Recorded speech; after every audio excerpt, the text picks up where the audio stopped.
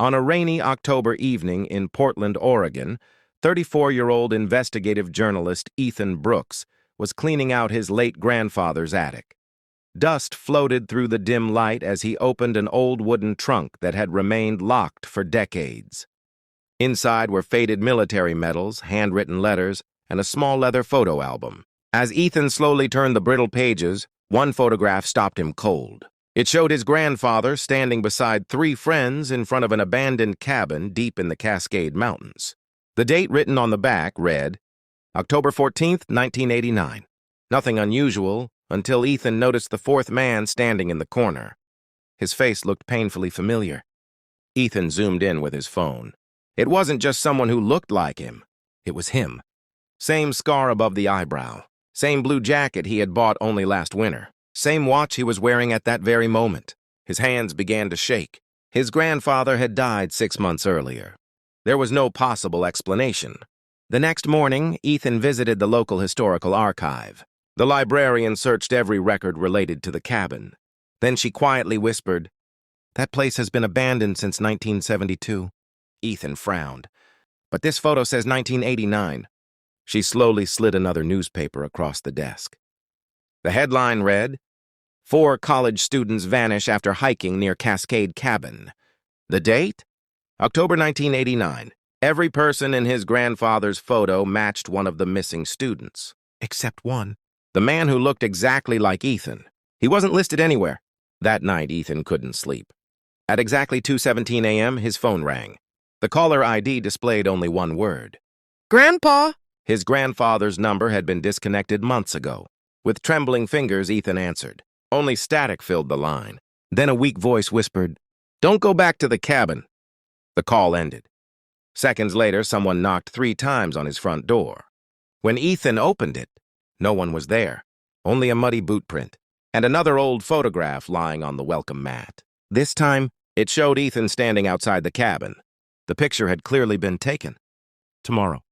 Ethan barely slept. The mysterious photograph remained on his kitchen table, its edges still damp from the night's rain. Every time he looked at it, a chill ran through his body. The image showed him standing outside the abandoned Cascade cabin, staring directly into the camera with a terrified expression.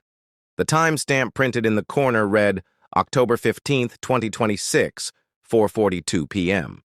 That date was tomorrow. He convinced himself it had to be an elaborate prank.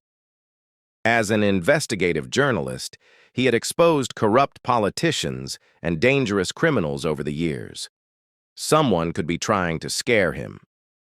By sunrise, Ethan had made up his mind. He was going to the cabin. Before leaving Portland, he stopped at the police department and asked Detective Sarah Mitchell, a veteran investigator known for solving cold cases, about the 4 missing college students from 1989. Sarah's face changed the moment she saw the old photograph. "Where did you get this?" she asked. "It belonged to my grandfather." She quietly locked her office door. "My father was one of the first deputies on that search team," she whispered. "He spent 6 weeks searching those mountains. They never found a single body." She pulled out a faded evidence folder. Inside was a map covered in handwritten notes. One sentence was circled in red ink. "Never enter after sunset." No one ever explained why, Sarah admitted, but every search dog refused to go near that cabin. Hours later, Ethan drove into the Cascade Mountains. Thick evergreen trees blocked the afternoon sunlight, and fog rolled across the narrow road. His GPS suddenly lost signal. Then his phone buzzed. A text arrived from an unknown number. "Turn around. Some memories were buried for a reason." His hands tightened around the steering wheel. A few miles later, he spotted an old blue pickup truck parked beside the road. It was identical to the one in his grandfather's photograph. The engine was still warm. But there was no driver. As Ethan stepped out, he heard footsteps crunching behind him. He turned instantly.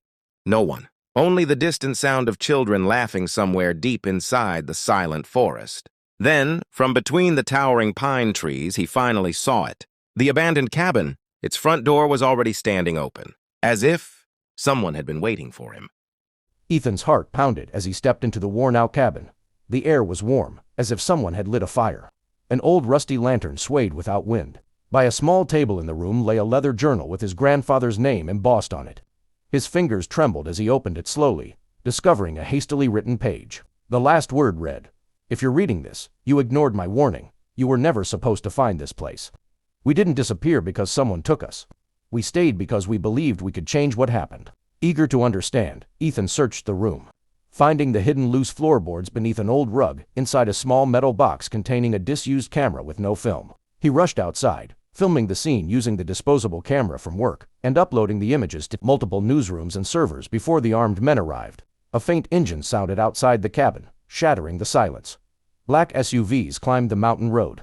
3 armed men stepped out, with the company logo displaying, the same company that had gone out of business decades earlier. Their leader smiled without a trace of warmth. "We wanted this camera for 37 years.